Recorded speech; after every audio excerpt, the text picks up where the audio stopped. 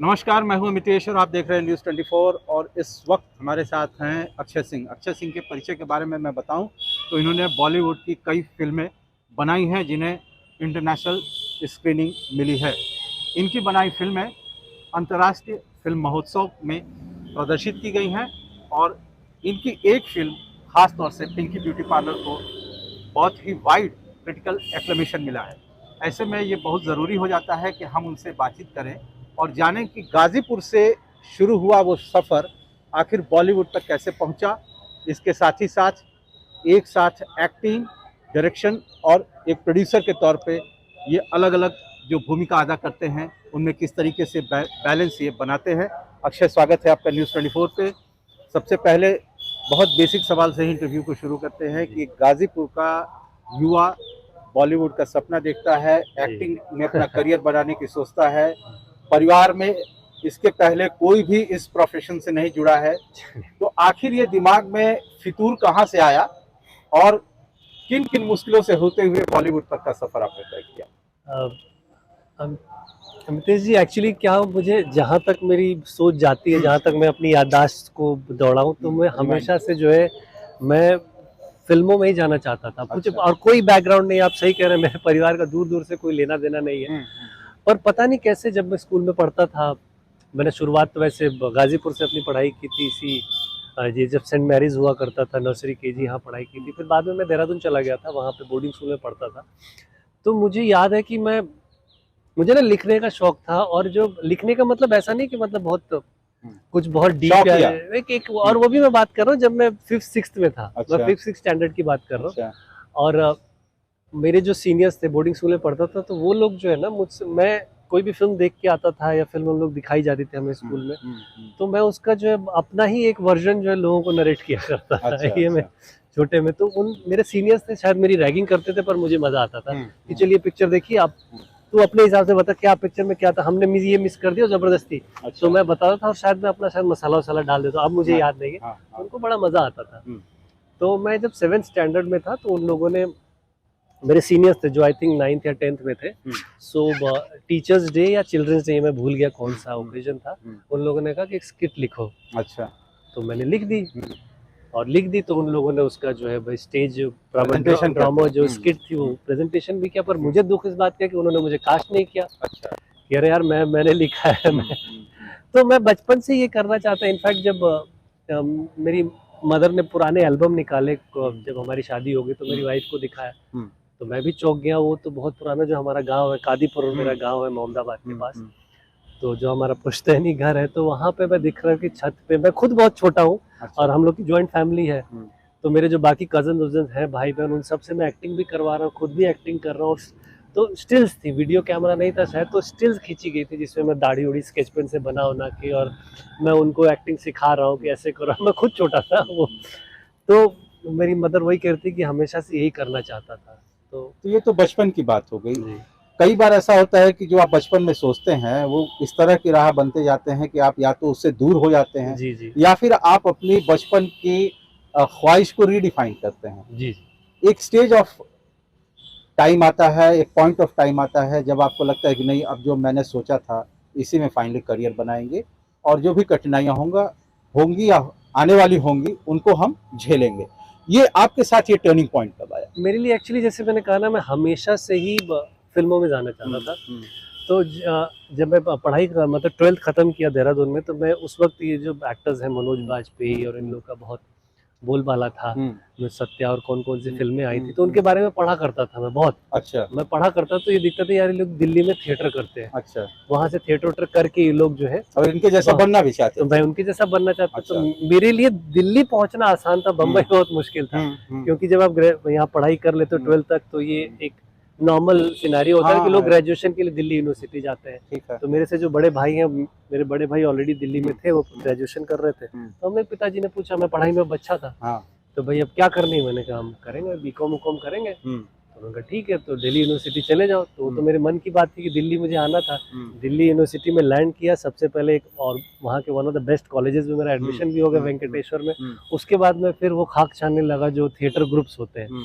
तो वहाँ कई एक महान दिग्गज थिएटर वाले हैं, अरविंद गौड़ साहब, जिनके ग्रुप से बहुत बड़े बड़े एक्टर्स निकले हैं। दीपक डोबरियाल वगैरह वहीं से निकले। तो मैं पहले वहाँ पहुँचा कि मैंने कहा जाऊँगा तो बेस्ट में काम करूँगा। अब उन्होंने कहा कि भाई ऐसा है, तुम लोग 3-4 साल जरा बैक स्टेज करो, फिर फ्रंट में आओ। और मुझे ऐसा लगता था मेरे में इतना पेशेंस नहीं है। तो वहाँ Shri Ram centre for performing arts है, बम्बई में, हमें दिल्ली में मंडी हाउस में। तो मैं वहाँ चला गया, वहाँ मैंने पता किया कि कैसे क्या होता है। भाई तो उन्होंने कहा भाई यहाँ 2 साल का एक थिएटर बेस्ड एक्टिंग डिप्लोमा है, वो कर किया जा सकता है। फॉर्म भर दिया, रिजेक्ट हो गए क्योंकि कुछ पता था ही नहीं हमें थिएटर के बारे में। तो हमने साल भर फिर तैयारी की, प्रॉपर थिएटर देखता था मैं, पढ़ता था, सबके अपने जो है अपने तरीके से उनके बारे में लिखता था। तो नेक्स्ट ईयर जब वापस मैंने फॉर्म भरा और फिर हो गया मेरा। तो 2 साल का मैंने वो एक्टिंग डिप्लोमा किया और उसमें फिर हमने करीबन 8-9 प्ले किए, जो थिएटर वाले जो प्लेज होते हैं, बड़े अच्छे प्रोडक्शंस थे। तो मुझे यही था कि अब ये जब तक मेरी ग्रेजुएशन खत्म होगी तब तक मेरा 2 साल का डिप्लोमा खत्म हो जाएगा। अब यही थी कि मैं थोड़ी बदमाशी कर रहा था कि मैंने अपने पेरेंट्स को नहीं बताया था। अच्छा, इनको नहीं पता था कि मैं ये सब कर रहा हूँ। ग्रेजुएशन के साथ आप ये थिएटर की एक्टिविटीज से इन्वॉल्व हैं, ये घर वालों को आपने शेयर? मतलब घर वालों में मेरे पिताजी से डर लगता था। अच्छा। तो पिताजी को कभी बताया नहीं था क्योंकि ऑब्वियसली ये दुनिया बहुत अलग है। तो मैंने उनको बताया नहीं था। मेरी माताजी को पता था और मेरे एक मामा जो दिल्ली यूनिवर्सिटी में थे। अच्छा। तो वो बड़ी मुझे हौसला अफजाई किया करते थे। तो प्ले उले करता था तो उनको बुलाता था मैं कि आप आइए भाई, फैमिली में से कोई तो रहे। तो वो आते थे, वो बहुत हौसला अफजाई करते थे। अच्छा। तो उन्होंने मतलब मुझे बढ़ावा दिया, कर तुझे जो करना है, जो मन आता है। तो वहां से मेरी शुरुआत हुई, तो थिएटर उटर जब हमारी ग्रेजुएशन खत्म हुई और थिएटर का भी 2 साल का हो गया, तो वहाँ की रेपेटरी कंपनी श्री राम की, तो उन्होंने कहा भाई रेपेटरी कंपनी ज्वाइन कर लो, तुम्हें सैलरी भी मिलेगी। तो पहले तो लालच भी आया कि यार वो काम करने को मिलेगा जो मैं करना चाहता हूँ, अच्छे से पैसे भी मिलेंगे। फिर मैंने कहा लेकिन फिर मुंबई जो है, क्योंकि बड़ा पर्दा जो है वो ज्यादा आकर्षित कर रहा था। जी। तो मैं और मेरे 3 दोस्त और थे जो हम लोग साथ थिएटर करते थे, हमने ट्रेन की टिकट कराई और हम बम्बई के लिए निकल गए। अच्छा। तो उससे पहले थोड़ा मैंने जो है पैसे से जमा करने शुरू कर दिए थे कि बम्बई जाना है, और कहानियां सुनी थी कि लोग चौल में रहते हैं और कितनी दिक्कतें आती हैं। तो हम मेंटली प्रिपेयर्ड थे उसके लिए। तो पढ़ाई के साथ साथ जो हमने क्या किया कि वो कैंडल्स होती हैं, स्मोकलेस और ड्रिपलेस कैंडल, तो हमने कहीं से पैसे उसे इकट्ठा करके उसको एक्सपोर्ट भी किया कि चलो उससे जो पैसा आएगा वो अपना जो स्पॉन्सरशिप हो जाएगी। तो उसमें कुछ खास आया नहीं। अच्छा। हाँ, लेकिन अब कोशिश कर रहे थे, पहुंच गए। और जो भी पिताजी भाई महीने का खर्च देते उसमें से हमने गुल्लक बना रखे थे, वो उन्हीं की दी हुई देन है कि मतलब उन्होंने सेविंग्स की आदत डाली हुई थी, तो हमने वो कर। तो बम्बई पहुंच गए। बम्बई कुछ महीने धक्के खाए, पता चला कि भाई दुनिया वैसी नहीं है, माया नगरी दूर से जैसी दिखती है वैसे बिल्कुल नहीं है। तो वहाँ पहुंच गया और वहाँ फिर 5-6 महीने बाद जो है काम मिल गया ठीक ठाक, लकीली। और हमारे पैसे भी खत्म हो रहे थे। वहाँ हम 5 लोग एक कमरे में रहते थे। 4 तो यहाँ से गए थे, एक हमने वहीं से ले लिया कि भैया जितना किराया बढ़ जाए एक कमरे, तो एक कमरे में हम 5 लोग रहते थे। और वो स्ट्रगल शुरू हुआ, काम मिल गया मुझे 5-6 महीने बाद। तो पिताजी ने सीधे मुझे टीवी पे देखा। ये सवाल मैं थोड़ा आगे पूछने वाला था, लेकिन मुझे लगता है कि ये थोड़ा रिलेवेंट होगा यहाँ पूछ लेना कि गाजीपुर, बलिया, मऊ, आजमगढ़ के तमाम आपकी तरह युवा आज भी ये सपना सजोते होंगे कि एक मिडिल क्लास फैमिली, जहाँ की बहुत ज़्यादा तो संसाधन नहीं है, बेयर मिनिमम है, या फिर इतना है कि आपके पेरेंट्स अपनी ज़रूरतों को काट के आपके लिए संसाधन इकट्ठा करते हैं। ऐसे एक युवा के लिए क्या आज के समय में चीज़ें ज़्यादा सहज हुई हैं या चुनौतियाँ वैसी ही हैं? कि कितना चैलेंजिंग है ये ड्रीम देखना कि बॉलीवुड में करियर बनाना और गाजीपुर बलिया के बैकग्राउंड को लिए हुए मुंबई जाना और अपने लिए एक जगह तलाशना, अपने लिए एक जगह अपने बल पर एक मुकाम खड़ा करना? देखिए, मुझे लगता है जिसमें टैलेंट है, हुनर है, उसे कोई रोक नहीं सकता है। किसी और के साथ जर्नी नहीं कंपेयर करनी चाहिए अपनी। भाई किसी को 10 दिन लगते हैं, किसी को 10 महीने लग सकते हैं, अपॉर्चुनिटी की बात है। पर मुझे लगता है कि सबके लिए है वो, चाहे वो गाजीपुर से हो, बलिया से हो, देवरिया से हो, कहीं से जा सकते हैं। हाँ, आज के समय में अपॉर्चुनिटीज बहुत ज्यादा हो गई हैं, बिकॉज ऑफ प्लेटफॉर्म्स बहुत हो गए। पहले टीवी, जब हम गए थे तो टीवी सीरियल था और फिल्में थी। अब ओटीटी प्लेटफॉर्म आ गया है, टीवी चैनल्स बहुत सारे बढ़ गए हैं, इतने सारे टीवी चैनल। और अब तो ऐसा हो गया है कि भाई आज यूट्यूब चैनल जो है, तो मुझे तो लगता है कई बार आपको मुंबई जाने की जरूरत भी नहीं है, आप यहाँ से भी शुरुआत कर सकते हैं। जो आज देख रहे हैं आप, इतने सारे इंडिपेंडेंट जो मीडिया प्लेटफॉर्म्स हैं जी, जो कि सबसे बड़ा यूट्यूब जो सबसे बड़ा है। तो आज कितने सारे यूट्यूबर्स हैं जो आज धीरे धीरे उनको फिल्में और ओटीटी में वेब सीरीज में मौका मिल गया, लेकिन वो अपने घरों से वीडियोस बना रहे थे। तो मुझे लगता है कि वो भी एक अच्छी चीज है कि आपका टैलेंट आप करके कुछ भी रिकॉर्ड करके आप अपलोड तो कर ही सकते हैं, शेयर कर सकते हैं, आपको नहीं पता कि क्या। और जब आप मुंबई जाते हैं तो आपके पास ऑलरेडी वो चीज रहेगी दिखाने के लिए। You know. और अब और अपॉर्चुनिटीज, सॉरी मैं बात थोड़ी लंबी खींच रहा हूँ, लेकिन अब अपॉर्चुनिटीज और है क्योंकि अब प्रॉपर कास्टिंग डायरेक्टर्स हैं जिनके पास आप जा सकते हैं, प्रोफेशनल ब्रेक आपको मिल जी सकता है उनके एक प्रोफेशनल और बड़े अच्छे कास्टिंग डायरेक्टर जैसे मुकेश छाबड़ा है। अच्छा। उनकी बहुत बड़ी कास्टिंग एजेंसी है उनकी। मेरे मित्र भी हैं, एक जोगी मलंग है और एक कास्टिंग भी है। बहुत सारी अब कास्टिंग एजेंसीज हैं जो बहुत जेन्युइन है। यू नो पहले होता था, शायद अभी भी होता होगा, जो कहते हैं कि आप पैसे दे दो हम ये करा देंगे, पर ये जो जिनके मैं नाम ले रहा हूँ और ऐसी बहुत सारी और भी हैं एजेंसीज, तो एक एक्टर के लिए जो अगर वो जाता है तो प्लेटफॉर्म है, एवेन्यूज ज्यादा है, अपॉर्चुनिटीज ज्यादा है और जरिया मतलब कहूँ तो एक जेन्युइन जरिया भी है वहां तक पहुंचने का। तो मुझे लगता है कि बस लगे रहना चाहिए, क्योंकि वही आप कह सकते हैं कि अब मैं ये सोच के चलूँ कि 3 महीने में नहीं हुआ तो वापस आ जाऊंगा, तो वो एक थोड़ा सा डिफिकल्ट चॉइस होती है जो आपको खुद को लेनी पड़ेगी कि भाई आप कितना टाइम अपने आप को दे रहे हैं, और वो सेंस ऑफ अर्जेंसी तो रखनी पड़ेगी। तो चलिए आप मुंबई पहुंच जाते हैं, अपने दोस्तों के साथ रूम शेयर करते हैं, इस बीच आपको एक जॉब मिल जाती है जी। यहाँ से ट्रांजिशन जो होता है शॉर्ट फिल्म्स और कमर्शियल फिल्म्स की तरफ, वो कैसे होता है और वो सफर कितना मुश्किल रहा और किन किन चुनौतियों से गुजर करके, क्योंकि ये कहा जाता है कि परिवारवाद बॉलीवुड पे हावी है, ऐसा सामान्यतः सुनने में आता है जी। या फिर नेपोटिज्म जो है बॉलीवुड में बहुत एक्सट्रीम लेवल पे पाया जाता है। ऐसे में आपके लिए कैसी रही चुनौतियां और आप किस तरीके से अपने ड्रीम डेस्टिनेशन, एक डॉक्यूमेंट्री फिल्म मेकिंग या फिर एक कमर्शियल फिल्म मेकिंग तक पहुंच पाए? जी देखिए, ये जब परिवारवाद और नेपोटिज्म का था, मैं थोड़ा इस चीज़ से उतना इत्तेफाक नहीं रखता हूँ मैं, क्योंकि आप कोई भी बिजनेस उठा के लीजिए, कोई भी धंधा, कई बार एक लॉयर होता है तो भाई उसका बेटा भी लॉयर हो जाता है, डॉक्टर होता है, तो या मैं ही बिजनेस फैमिली से बिलोंग करता हूँ, अगर मैं बिजनेस में जाऊंगा तो मुझे वो बेनिफिट तो मिलेगा ही, यू नो। तो वो फिल्म इंडस्ट्री के साथ भी है कि अगर ऋषि कपूर साहब ने या उनके फादर ने और उनके फादर ने अगर किया तो रणबीर कपूर को वो फायदा मिलेगा, जिसके लिए मुझे नहीं लगता कि उसको उस नजरिए से देखना चाहिए कि कुछ गलत है। भाई क्यों नहीं, अगर सेम प्रोफेशन अगर पेरेंट्स का है तो वो भी कर सकते हैं, और ये हर प्रोफेशन पे लागू होता है। अब रही बात मेरी जर्नी की, तो मुझे जब ये काम मिला तो एक कश्मीर नाम का सीरियल आया था जिसमें बहुत सारे बड़े बड़े दिग्गज लोग थे, फारूक शेख साहब थे, सुरेश ओबरॉय से, कुलभूषण खरबंदा थे, निर्मल पांडे थे, उससे मैं और गुल पनाग जो मिस इंडिया थी उस वक्त, 2004 की बात कर रहा हूँ, 2003-4 की बात कर रहा हूँ, तो ब्रेक मिला था मुझे वो, और बहुत बड़ा ब्रेक था मेरे लिए। सो वहाँ से फिर मेरे को 2-3 शोज और मिले मुझे, टेलीविजन सीरियल्स मैंने किए कुछ साल, फिर वो कीड़ा था कि भाई फिल्में करनी है। हाँ, और लिखता मैं हमेशा से था, उस दौरान भी मैं लिखता रहता था, पर वो मेरे लैपटॉप तक भी सीमित थी।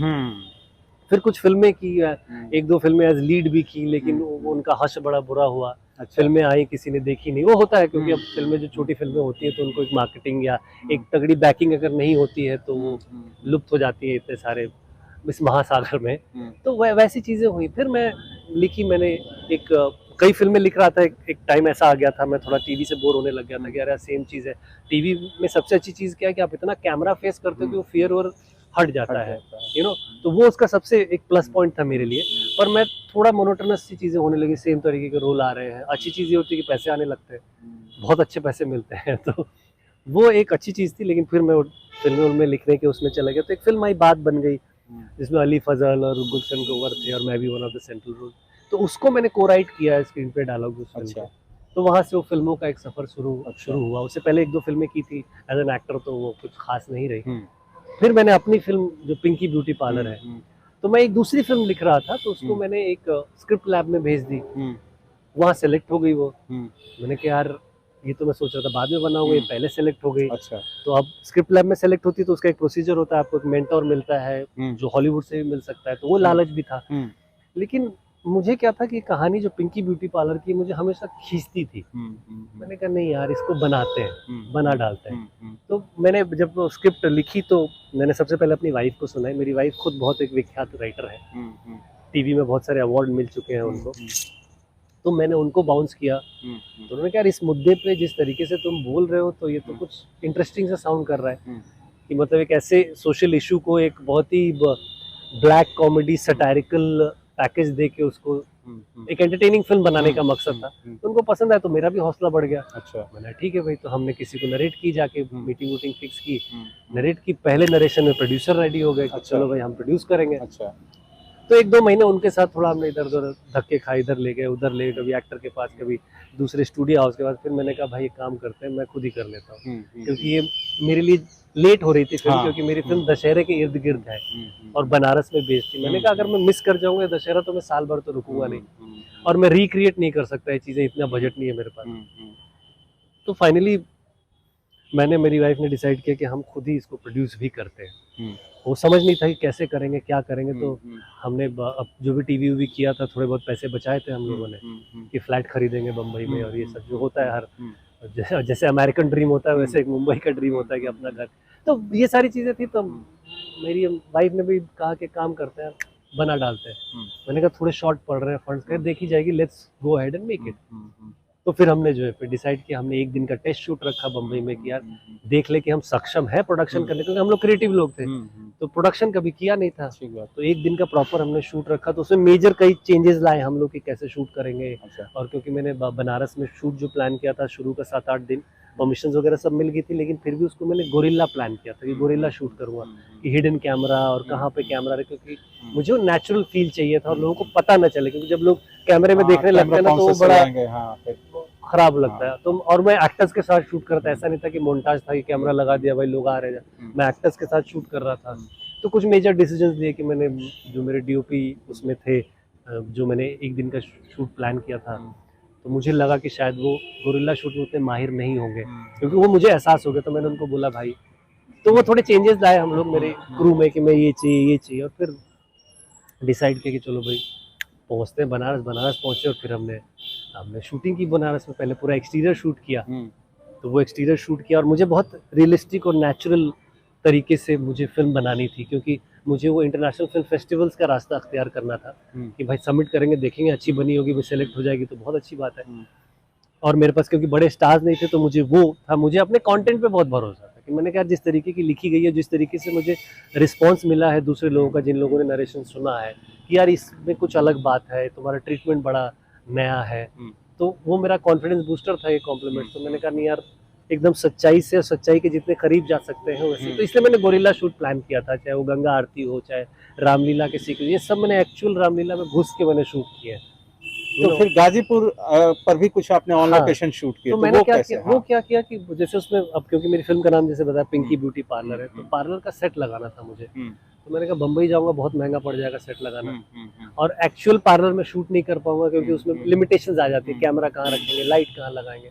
तो यहीं पे पीछे जो है हमारा जो मुथूट फाइनेंस जो आप देख रहे हैं बिल्डिंग, तो हमारे परिवार की है, तो उसमें 2nd फ्लोर जो है खाली था। हमने पिताजी से पूछा कि हम इस पे सेट लगा दें पार्लर का, उन्होंने लगा दो। तो हमने पूरी टीम फिर, तो कभी ये ऐसा नहीं लगा कि सेट लगा लें, कहीं कुछ टेक्निकल चैलेंजेस आएंगे तो उसको कैसे मीट आउट करेंगे? गाजीपुर में की भी अपनी कुछ लिमिटेशंस है, नहीं है, वो मैं मानता हूँ, लेकिन हमने क्या किया ना, वो रिस्क लेने के लिए, वो रिस्क लेने के लिए भी तैयार था, और प्रिकॉशन भी लिए थे मैंने। अच्छा। तो क्या किया था कि हमने पूरी टीम जो है, जो मेरी मेरी टेक्निकल क्रू थी, वो पूरी बॉम्बे से थी। अच्छा। वो मुंबई से सब प्रोफेशनल्स थे। हाँ, तो वो चाहे मेरा प्रोडक्शन डिजाइनर हो, चाहे कैमरामैन, इनफैक्ट मैं लाइट्स वगैरह भी सब मैं वहीं से ट्रक में लोड करके लाया था, क्योंकि मैं रिस्क नहीं लेना चाहता था, क्योंकि मैं मेकिंग पे कॉम्प्रोमाइज नहीं करना चाहता। पहले तो मैंने शुरुआत सोची थी कि यार आईफोन पे शूट कर लूंगा पिक्चर, फिर हुआ कि 5D पे शूट कर लूंगा। फिर जब रिजल्ट देखना शुरू हो गया, तो मैंने कहा नहीं, मैं अगर आप माहिर है, मतलब इससे वाकिफ है कैमरा से, तो मैं एरी एलेक्सा पे शूट किया मैंने। तो मैंने यार जिस फिल्म, क्योंकि उस दौरान मैं एक फिल्म कर रहा था सनी देओल साहब की, घायल वंस अगेन। तो मैंने देखा, मैं पूछा कि कौन सा कैमरा है, क्या है, तो घायल वंस अगेन की जब फुटेज देखे बड़ी अच्छी लगी, तो मैंने कहा अपनी पिक्चर भी इसी पे करूँगा मैं। तो फाइनली मैंने एरी एलेक्सा पे ही शूट की फिल्म। तो मेरी पूरी वो सारी चीज़ें, क्योंकि मुझे पता था वो चैलेंजेस हैं, तो प्रिकॉशन लेके आया था मैं। कुछ चीज़ों के लिए मैं बहुत रिजिड था कि ये मैं नहीं रिस्क लूँगा, because at the end of the day आपका विजुअल जो है वो बोलता है। आप डिस्क्लेमर डाल देंगे नीचे कि ये प्रॉब्लम थी, उससे ऑडियंस को कोई लेना देना नहीं है उससे, ना ही वो फिल्म फेस्टिवल्स वालों को लेना देना। तो उस तरीके से मैंने यहाँ पे शूट किया, जैसे शहर में भी मैंने कुछ शूट किया। उसके बाद मैं, इनफैक्ट जो मेरा गांव है कादीपुर मोहम्मदाबाद के पास, वहाँ कोल्ड स्टोरेज है जो हम लोग का, तो वहाँ पे हमने पूरा कोर्ट का सेट लगा दिया था पुलिस स्टेशन, ये वो सब मैंने उसको, क्योंकि मैं नवंबर दिसंबर में शूट कर रहा था, तो कोल्ड स्टोरेज खाली हो जाता तब तक। तो वो सब चीज़ें भी मैंने काफ़ी, और वो नेचुरल लगती थी, बहुत रियलिस्टिक लगती थी, फॉग ये में शूट करना, ये सारी चीज़ें हमने। फिल्म बन गई, फिल्म जो है कि कई इंटरनेशनल फिल्म फेस्टिवल में उसको एग्जिबिट भी किया गया, काफ़ी सारे रिव्यूज आए, अब एक मुकाम तो आपने हासिल कर लिया, जी। अब आगे की योजना क्या है? अब आप क्या करना चाहते हैं? ज़हन में अब किस बात को लेकर के है कि नहीं अब ये तो हो गया, अब आगे ये करना है? देखिए एक तो इसकी जर्नी, जैसे फ़िल्म की जर्नी मैंने कहा कि फ़िल्म बनाने के बाद थोड़ी-सी एक दिक्कत ये आई कि फ़िल्म बनाई हमने ख़त्म कर ली। ये जो फ़िल्म फेस्टिवल्स होते हैं इसमें सबमिट करनी पड़ती है फ़िल्म, और उसकी सबमिशन फ़ीस होती है। कहीं यूरोज़ में होती है, कहीं पाउंड में होती है, कहीं डॉलर्स में होती है, हिंदुस्तान में जो रुपीज़ में होती है। अब एवरेज निकालेंगे तो 10-15 हज़ार एक फेस्टिवल के सबमिशन में लग जाता है। तो वो हमारे सामने चैलेंज आ गया कि पैसे खत्म हो गए थे। तो हमने 2 या 3 फेस्टिवल में सबमिट की और लकीली उन सब में सेलेक्ट हो गई। ओके। और उसके बाद जो है फिर हर स्क्रीनिंग में मुझे जो है, जैसे मामी इंटरनेशनल फिल्म फेस्टिवल जो मुंबई में होता है, बहुत बड़ा हाँ, फिल्म हाँ, फेस्टिवल, फिल्म दिखाई गई और मुझे दूसरे दिन न्यूयॉर्क फिल्म फेस्टिवल से मेल आ ऑफर आ गया। गया। मुझे नहीं पता था कि वहाँ पे जो है उस फेस्टिवल की क्यूरेटर जो है वो फिल्म देख रही है। रहे हैं। और फिर इफ़ी में सेलेक्ट हुई गोवा में। तो वहाँ से तो बहुत सारे फेस्टिवल्स की मतलब, तो ये आते हैं जो क्यूरेटर्स होते हैं वो बड़े-बड़े जो फेस्टिवल्स हैं उनको अटेंड करते हैं वो लोग। और मेरी फिल्म मामी में जैसे रिकमेंडेड सेक्शन में थी। फिर जब हमने कांस में स्क्रीनिंग थी तो कांस में ऑस्ट्रेलिया और कहाँ-कहाँ से मुझे ऑफर्स आ गए जो फिल्म देखने आए। अब कांस अपने में ही एक मक्का है फिल्म मेकर्स के लिए कि मतलब जी, जी। तो वो होने के बाद, पर जानते हैं इसकी ये तो हो जाती है, अब बहुत सारे अवार्ड मिल गए, कई बहुत सारे फेस्टिवल्स की ओपनिंग फिल्म थी, क्लोजिंग फिल्म थी, ये सारी चीज़ें हो गई, लेकिन उसके बाद एक और बहुत बड़ा चैलेंज आता है थिएट्रिकल रिलीज करना। आज के समय में बहुत बहुत ही बड़ी चीज़ हो जाती है। पोस्ट पैंडेमिक ये ज़्यादा हाँ, और जी, जी। चुनौतीपूर्ण तो और जब उस आपकी फिल्म में बड़ा स्टार नहीं हो हम्म, तो वो ऑल द मोर चैलेंजिंग हो जाता है, बिल्कुल, क्योंकि बिल्कुल। फिल्म का प्रमोशन बहुत एक्सपेंसिव होता है। पर पता नहीं क्यों वो जिद थी हमारी कि नहीं रिलीज तो करनी है, तो फाइनली जैसे 14 अप्रैल को हमने फिल्म रिलीज की 2023 में। अब हमारे लिए चैलेंज था कि वो रिलीज तो हम कर देंगे, लेकिन लोग आएंगे थिएटर में, नहीं आएंगे, क्या होगा। पर रिव्यूज इतने अच्छे मिले, जैसे टाइम्स ऑफ इंडिया ने 3.5 स्टार्स दिए, आउटलुक ने 4 स्टार्स दिए, एनडीटीवी ने भी अच्छे, तो इतने अच्छे रिव्यूज आ गए ना, तो एक शांति मिली कि चलो भी ठीक है। रिव्यूज तो आए, लेकिन कॉमर्शियल पॉइंट ऑफ व्यू से कितना ये कमर्शियल पॉइंट अच्छा ऑफ अच्छा व्यू डिसीजन रहा उसको थिएटिकल रिलीज देखिए, का? कमर्शियल अब वो देखने का नजरिया है कि कमर्शियल क्या कहें। ठीक ठाक सा कलेक्शन था, हमने जितना एक्सपेक्ट किया था, चलिए उतना भले ना हुआ हो, लेकिन फिर भी ठीक ठाक था। उसके बाद जो है, क्योंकि फिल्म को सराहा इतना गया, तो मेरे लिए वो अपने में एक वो चीज़ थी, क्योंकि इंसेंटिव था कि वहां हाँ से इंसेंटिव था कि ये चीज़ हो गई, अब लोग जानते हैं उसके बारे में, फिल्म के बारे में, हमारे बारे में, तो वो चीज़ हो गई है। अब क्या हो गया कि उससे बहुत सारे दरवाजे खुल गए। अच्छा। बहुत लोगों को अब तक क्या था, कहते फिल्म फेस्टिवल में गई है पिक्चर, कहीं आर्ट फिल्म जैसी ना हो, लेकिन जब वो सामने आई तो लोगों को दिखा नहीं, यार ये तो कमर्शियल फिल्म जैसा मामला है, कि एंटरटेनिंग फिल्म है। मतलब अगर जो भी टर्म्स है कमर्शियल और आर्ट में, मेरे लिए तो एंटरटेनिंग और नॉन एंटरटेनिंग यही दो, तो उससे बहुत सारे दरवाजे खुल गए। तो अभी जैसे 3 फिल्मों पे काम चल रहा है। अच्छा। ये 3 फिल्में हैं, 2 वेब सीरीज हैं। अच्छा। सो ये एक जो है रास्ता निकल गया मेरे लिए, दरवाजे खुल गए। तो अभी इनफैक्ट इस वक्त मैं गाजीपुर की एक कहानी जो मुझे कुछ दिनों पहले मैंने उसके बारे में पता था, एक इंसिडेंट हुआ था, तो उसके बारे में रिसर्च करना शुरू किया। तो फाइनली उस पे एक फिल्म शॉर्टलिस्ट की है, उस सब्जेक्ट पे कि बनाई जाए। अच्छा। तो एक वो है, उसके बाद 2 और फिल्में हैं, और सब बड़े अलग अलग जॉनर की। एक थ्रिलर है, एक सुपरनैचुरल थ्रिलर है, और एक जो है बहुत ही slice of life family film है। अच्छा। तो ये तीनों फिल्में अलग अलग स्टेजेस पे हैं, और वेब सीरीज़ तो मैं मोस्ट प्रॉब्ली आई थिंक अक्टूबर से ही शूट शुरू कर दूंगा। और इस बीच मैंने 2 वेब सीरीज़ भी बना ली थी। एक 80-90 पूरे 100 है जो जियो पे आ रही है, और एक है नाम गुम जाएगा जो बहुत जल्द किसी एक OTT प्लेटफॉर्म पे आ जाएगी। तो वो दोनों वेब सीरीज़ भी हमने प्रोडक्शन भी किया, मैंने डायरेक्ट किया, और मेरी जो वाइफ है बोलने शिखा, उन्होंने उसको लिखा है। तो ये तो अभी आपने फ्यूचर प्रोजेक्ट्स के बारे में भी बता दिया। बॉलीवुड में वो कौन सा मुकाम होगा जहाँ जा करके, या जो चीज़ हासिल करके आपको लगा कि नहीं फाइनली जो मैं हासिल करना चाहता था वो हासिल कर लिया हूँ, और अब जो मेरा जो भी वेंचर होगा वो किसी पर्पस से नहीं होगा, अब जो है कि जिसको स्वांतः सुखाय सेल्फ अम्यूजमेंट कहते हैं उसके लिए होगा, वो क्या मुकाम होगा? एक्चुअली ये बड़ा डिफिकल्ट सा सवाल है, क्योंकि अब मैं जो भी प्रोजेक्ट्स करता हूँ, मतलब बहुत मन लगा के, बहुत मज़ा ही आता है, चाहे वो दोनों वेब सीरीज़ हो, चाहे वो फिल्म हो, जो तीनों मैंने डायरेक्ट की। मुझे मज़ा इतना, मतलब उनको करने में इतना मज़ा आता है कि मुझसे जब ये सवाल पूछा जाता है कि एक्टर भी हो, राइटर भी हो, डायरेक्टर भी हो, तो ये सब कैसे कर लेते हो, तो मेरे पास कई बार शब्द नहीं होते उसको बताने के लिए। तो मैं सिर्फ इतना ही कहता हूँ कि आई फील ब्लेस्ड क्योंकि मुझे मजा आता है वो मैं चीज़ यही एक सवाल और अपना जोड़ दूं कि ये तीनों के बीच बैलेंस स्ट्राइक करना कितना चैलेंजिंग होता है, क्योंकि सेट पे आपको 3 भूमिका में रहना होता है। अब प्रोड्यूसर है तो फाइनेंशियल वाइबिलिटी भी देखनी होती है, फिजिबिलिटी भी देखनी होती है। आपको ये भी देखना है कि एज ए एक्टर जो मुझे कलाकारों से चाहिए वो प्रॉपरली डिलीवर हो जाए, और खुद एक्टिंग करना, इन तीनों के बीच बैलेंस कितना है। मुश्किल होता है, या कितना आसान होता है, या बहुत नेचुरल कोर्स में होता जाता मेरे है? लिए सही बताएं बंतीश भाई, तो मुझे बड़ा नेचुरल कोर्स लगता है, अच्छा। क्योंकि बहुत सारी मेहनत राइटिंग टेबल पे हो जाती है। तो एक एक किरदार, एक एक डायलॉग, एक एक जहन चीज़ में जो है होता वो है। जहन में क्या रगों में हम्म। घुसा रहता है। तो हम्म। मेरे को कोई एक्स्ट्रा वो एफर्ट नहीं करना है। हाँ, डायरेक्टर की चेयर से वो कैमरे के आगे वो एक्टर या उस किरदार में घुसने में अब तक तो नहीं आई है, ये तीनों प्रोजेक्ट्स में नहीं है, और तीनों में बहुत वैरायटी रोल्स है मेरे। वो आप देखेंगे, और तीनों का ट्रीटमेंट बहुत अलग है, डायरेक्शन पॉइंट ऑफ व्यू से, टेकिंग पॉइंट ऑफ व्यू से, नैरेटिव पॉइंट से, तीनों ही बहुत अलग है। लेकिन मुझे तीनों में इक्वली उतना ही मजा आया, मुझे कोई इतना बहुत ज़्यादा चैलेंजिंग नहीं लगा। चैलेंजिंग थोड़ा होता है, टायरिंग हो जाता है, बिकॉज आप इतनी सारी चीज़ें चल रही होती है। हाँ, एज प्रोड्यूसर मेरे लिए हो जाता है, क्योंकि मेरी पार्टनर जो है, मेरी वाइफ जो है, जो लिखती भी हैं और जो मेरी प्रोड्यूसर पार्टनर भी हैं, तो वो एक बर्डन वो ले लेती हैं, तो मेरा डायरेक्शन पे थोड़ा ज़्यादा इजी हो जी जाता जी है। वो ईज़ी हो जाता है।